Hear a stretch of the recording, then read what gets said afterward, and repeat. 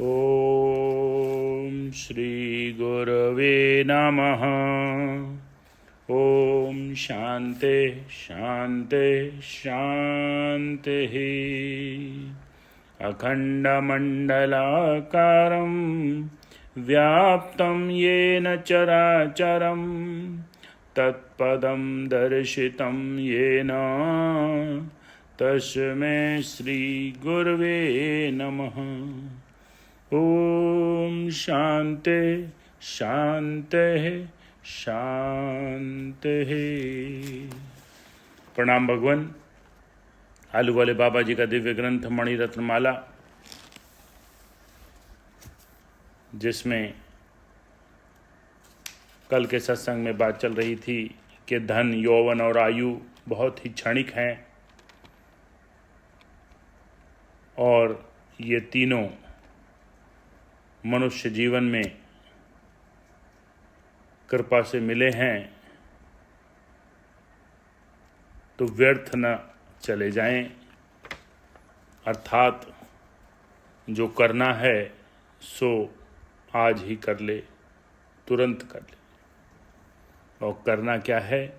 आत्मज्ञान के लिए ये जीवन मिला है, तो इस धन का, यौवन का और आयु का उपयोग यदि कुछ अच्छा हो सकता है तो वो यही है कि अपने आत्मज्ञान में इनको सहायक बना लो।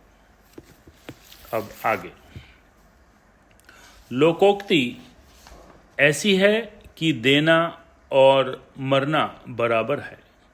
जितने लेने को चाहने वाले हैं उतने देने की इच्छा वाले नहीं हैं। विशेष धर्म का हेतु दान है।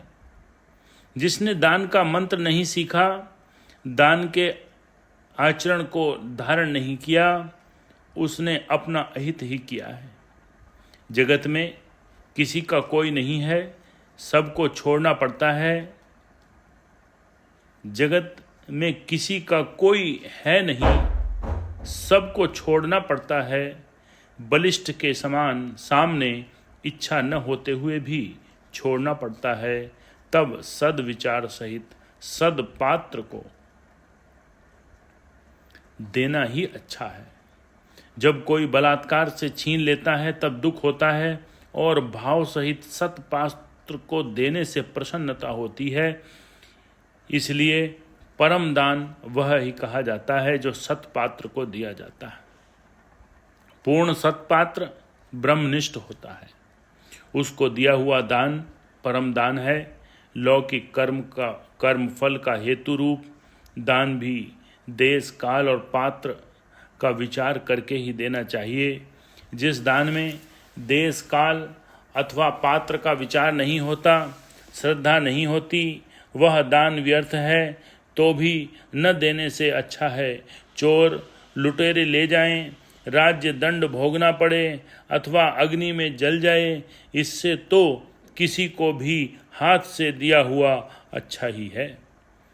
गुणों के भेद से दान 3 प्रकार का है। देश, काल, पात्र और श्रद्धा सहित होने से 12 प्रकार का है, 12 प्रकार का है। और स्थूल, सूक्ष्म आदि पदार्थों के भेद से अनंत प्रकार का है। परंतु जो दान फिर से लेने की इच्छा रहित सतपात्र को आत्मबोध के निमित्त अंतःकरण की शुद्धि हेतु दिया जाता है, वह परम दान है। अन्य प्रकार से दान 2 प्रकार का है। एक तो आवश्यकता वाले को, भूखे आदि को दिया हुआ दान, और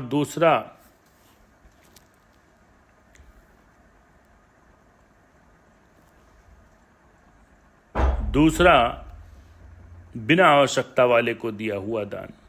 जो पूर्ण सत्पात्र है वह दिव्य होने से देवता है, उसकी आवश्यकता को नहीं देखा जाता। उसे जो दिया जाता है उसका सदुपयोग ही होता है। इसलिए वह दान सर्वोत्तम है। जिसका दान देने का स्वभाव नहीं है वह भगवत भक्ति के योग्य नहीं होता और न सत्कर्म के योग्य होता है। तब ज्ञान के अधिकारी के लक्षणों से युक्त तो हो ही कहाँ से। जिसको देने का भाव है वह हमेशा देता ही रहता है, क्योंकि उसका देने का संस्कार ही दृढ़ होता है। जो लेने की भावना किया करता है वह हमेशा लेने वाला भिखारी ही रहता है। तात्पर्य यह है कि देने वाले की वृत्ति उदार होती है। उस वृत्ति के पोषण अर्थ वह देता ही रहता है, और लेने वाला कितना ही दान लिया करे, उसका भाव लेने का ही होने से उसे बारंबार लेने की आवश्यकता पड़ती है। सुपात्र को दिया हुआ थोड़ा दान विशेष फल देता है, और कुपात्र को दिया हुआ विशेष दान निकृष्ट दुख रूप फल होता है। अपात्र को दान देकर दुख लेना मोल है, और सदाचारी, धर्म, कर्मनिष्ठ, ईश्वर प्रेम वाला हो वह सत्पात्र है, और जो तत्वज्ञानी है वह तो परम पात्र है। ज्ञानी व्यापक तत्व में टिका हुआ होता है, इसलिए उसे दिए हुए दान का फल अनंत गुना होता है। कोई एक व्यापारी व्यापार के अर्थ परदेश जा रहा था। उसके जाने का मार्ग समुद्र में होकर था। एक बड़े जहाज में अनेक प्रकार की वस्तुएं लादी गई थीं। व्यापारी उसमें बैठकर जा रहा था।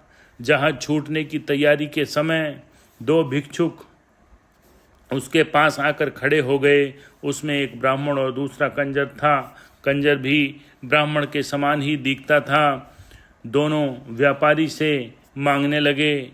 व्यापारी जाने की प्रवृत्ति में था, इसलिए उसने विशेष विचार किए बिना ही दोनों को एक एक चवन्नी दे दी। जहाज छूट गया। ब्राह्मण भूखा था। उसने बाजार में जाकर 2 आने का आटा इत्यादि भोजन का सामान और 2 आने की धूप, दीप, पुष्प, चंदन, नैवेद्य आदि शिव पूजन का सामान लिया। एकांत में जा स्नान कर विधि पूर्वक शंकर का पूजन किया, फिर भोजन बनाकर खाया। दिन के विशेष भाग में भजन ही करता रहा, क्योंकि भोजन तो हो ही गया था।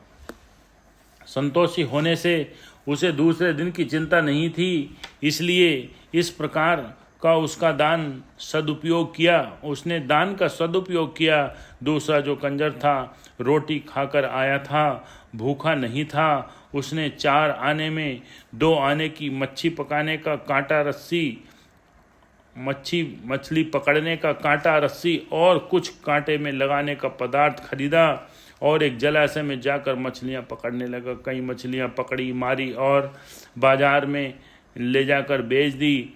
मछलियों के दाम और बचे हुए 2 आने की शराब पी।